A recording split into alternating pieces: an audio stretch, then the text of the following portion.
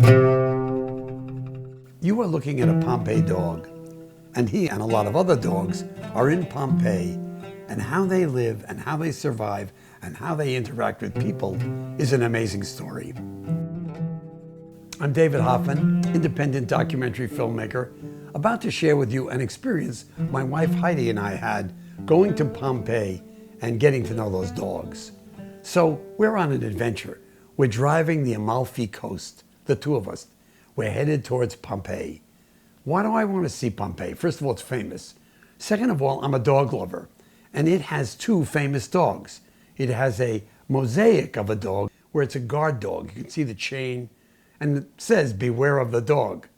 2,000 years ago, 2,000 years, when Pompeii was a rich city filled with traders, merchants, who made a lot of money. Nearby was the largest navy in the world at the time to protect these traders. The city was discovered and uncovered a long time ago, and tourists from all over the world come to see Pompeii. Why? First of all, because it's ancient, and because the buildings are so incredible, the sculpture, but mostly because on an August day in 79 AD, this mountain that's right nearby, Mount Vesuvius, exploded. Boom! A huge amount of ash, hot ash, flew down the mountain to the town at something like 400 miles an hour. 2,000 plus people died. They were buried in pumice and died of suffocation. How do we know that? Because there's bodies. There's beings, you can see them suffocating. And there's dogs. There's one famous dog tied up so he couldn't get out and escape, just frozen in time, trying to breathe, chained up. I wanted to see that. So in Pompeii, there's one hotel which is right on the edge of the historical site. It's called the Victoria, and it's a 2-star at best. We show up at the Victoria. There's no support services, there's no food. There's a very sick lady up one of the rooms. Nobody else is there at that time. We take our room, pretty strange, nothing on the wall. I open the door and there's this huge porch that you can sit on and look down at Pompeii. And I see the fence and it's open. And it's 5 o'clock. Say to Heidi, let's just walk through the fence. We walk through the fence and into Pompeii. Nobody's there. At that time, no guards are there. The streets are empty. It's just amazing, except there are these dogs, lots of them. They don't appear dangerous. They don't look threatening. They're not growling.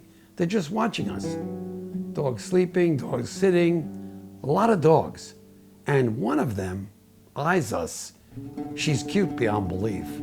And she sort of wags her tail. Nice. We walk around, we try and find the things we wanted to see.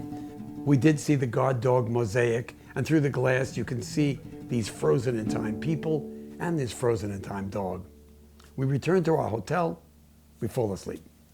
We get up in the morning, we say to the guy at the desk, "You don't serve any breakfast, where can we eat?" And he says, "Well, walk a quarter of a kilometer downtown and there are places." We come out of the hotel, the same dog that wagged its tail is there. Just wagging its tail, sitting, looking at us, so cute, beyond cute. We start to walk to town and so does she. She not only walks along with us, but she sort of leads us, looking back, making sure we're following, and she's happy. I'm falling in love with this dog. We get to town, and there are like 5 restaurants, and one of those restaurants has an outdoor dining area, and she walks in there. Okay, we walk in there. We sit outside. She sits at our feet. The owner seems to either know the dog or certainly not care. We have a wonderful meal, throwing as much food as we can to this lovely animal, and she, wagging her tail, smiling at us, beyond cute. And we're walking back, and now she's walking alongside of us. She no longer has to lead us to the restaurant we ate in. And I say to my wife, shouldn't we adopt this dog? There's got to be a way to adopt her. I can't leave her like this. And we're walking back and we're discussing adoption. Just as we get to the front entrance of our hotel, another couple walks out.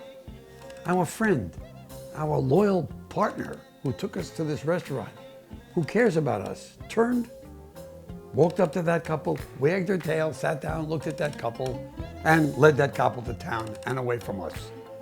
this was beyond hurt.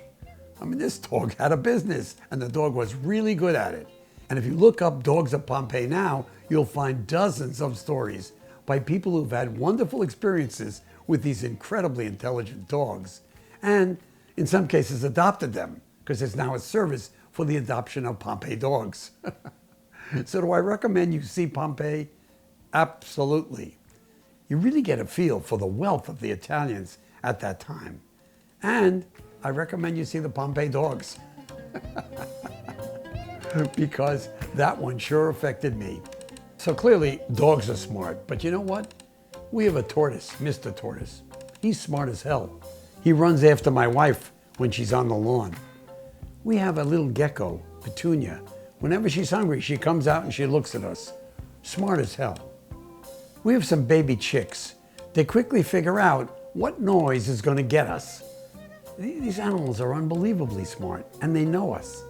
Are you a dog lover? You may not be, but there's something so fascinating about a dog who adopts you, knows what's going to matter to you, what you emotionally feel, and then rejects you for someone else who's going to give that dog another meal. That's what the dog was really after. David Hoffman, independent filmmaker, thanking my subscribers and my patrons and my members. If you'd like to join, little button on the right. I try my best to tell stories that matter to you and that matter to me. Thank you.